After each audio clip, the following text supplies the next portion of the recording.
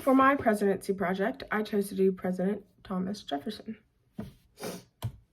His background / bibliography. Thomas Jefferson was born on April 13, 1743, and he died July 4th, 1826. It was always a dream of Thomas Jefferson's to live on a mountain, and he did exactly that. He went up there, cleared some acres, built a residency, and all of that, and he ended up naming the mountain Monticello. During Thomas Jefferson's education era / period, he read the law for 5 years and recorded his first legal case in 1767. He was also elected to the Virginia House of Burgesses, and he joined Congress. Another interesting fact about Thomas Jefferson was that he wrote / authored many books. When Thomas Jefferson retired, he went and he lived the rest of his life on Monticello, and he ended up selling all of his books. Was Thomas Jefferson a good or bad president?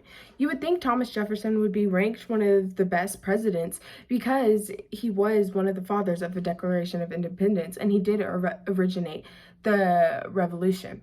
Although during his presidency, most American citizens thought he would do more. They thought he would measure up, that he would succeed, and that he would do more, and he did not meet their expectations because he failed to carry out the revolution that he helped to originate, which I thought was really fascinating because he did help originate it, but he failed to carry it out. So in my opinion, he wouldn't be a great president, but he's definitely not a bad one either. I mean, he definitely could have done more, and he should have done more, honestly. His achievements / failures.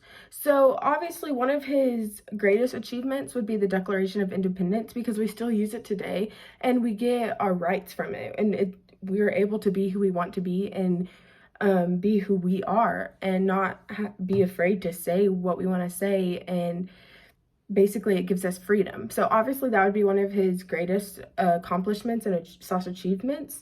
Another one of his achievements would be that he was a draftsman for the Virginia Statute for Religious Freedom. And in that, he was responsible for creating laws for the newly free states that was caused by winning the revolution. But with every achievement, there comes failures. So one of his failures would be the Embargo Act. The Embargo Act actually hurt the economy of the United States. Yeah, so that was not one of his best moments. But another failure would be the negotiation with the barbarian pirates, because the negotiation was said to be hypocritical and undermining. So that did not look very good on him. But yeah, let's move on. Any controversies? In my opinion, Thomas Jefferson had one of the most controversial things that a president can have during this time period.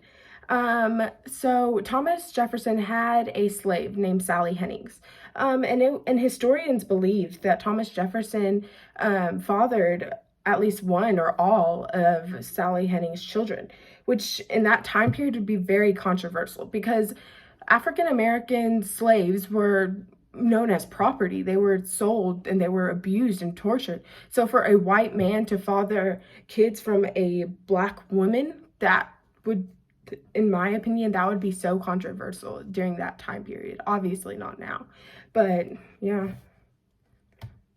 Where do historians typically rank this president?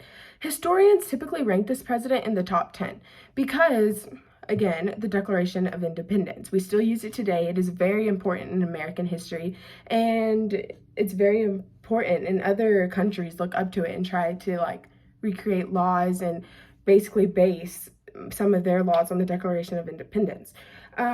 Thomas Jefferson is also ranked in the top 10 because of the revolution, because he originated it, obviously, but he didn't follow through, which I think was really crazy for him, but he did originate the revolution. And without the revolution, who knows if we would be a free country today. So yeah, thank you.